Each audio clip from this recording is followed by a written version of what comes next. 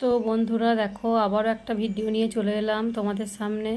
তো দেখো গাছের টাটকা সবজি নিজেদের বাড়ির বাগানে যদি হয় তাহলে তো সেটা আর খুবই মজা। তো দেখো টাটকা পুঁই শাক দেখতে কতই সুন্দর লাগছে, খেতে তো খুবই ভালো লাগবে।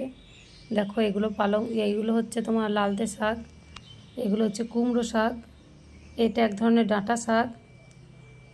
ডাঁটাগুলো লালও হয় আবার সাদাও হয়, বিভিন্ন রকমেরই হয় ডাঁটা গাছগুলো। এটা হচ্ছে তোমার কলমি শাক। ঠিক আছে, এখানে অনেক পনকা শাক হয়েছিল, সেগুলো অনেক কেটে খাওয়া হয়ে গেছে, আর কিছু কিছু শাক বাকি আছে। এই একটা কুমড়ো গাছ দেখো উঠে যাচ্ছে ওপর দিয়ে, ফুলও ফুটেছে কুমড়োর।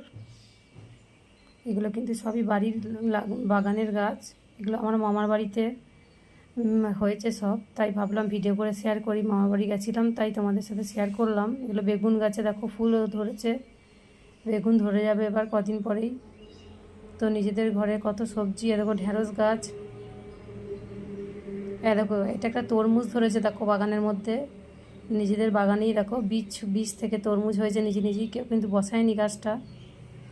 তো নিজেদের বাগানের ফলটা যেমনই হোক সেটা কিন্তু খেতে খুবই ভালো লাগবে সবারই। আমগুলোকে দেখো হনুমানে খেয়ে নেয় বলে আমগুলোকে মশারি জড়িয়ে রেখে দিয়েছে। তো এগুলো দেখো,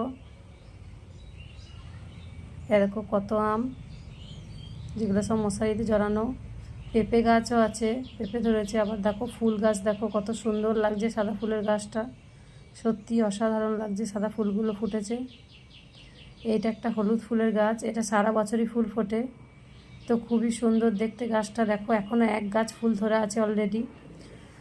শীতকালে প্রচুর পরিমাণে বেশি পরিমাণে ফুলটা ফোটে।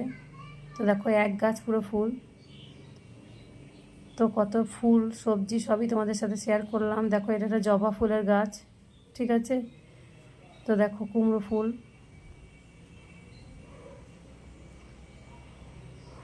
তো দেখো বাগানের মধ্যে এত কিছু থাকলে, বাগানে একবার যদি আসা হয় তাহলে মনটা সত্যি খুব ভালো হয়ে যায়। তো ভিডিওটা ভালো লাগলে অবশ্যই সাবস্ক্রাইব করো।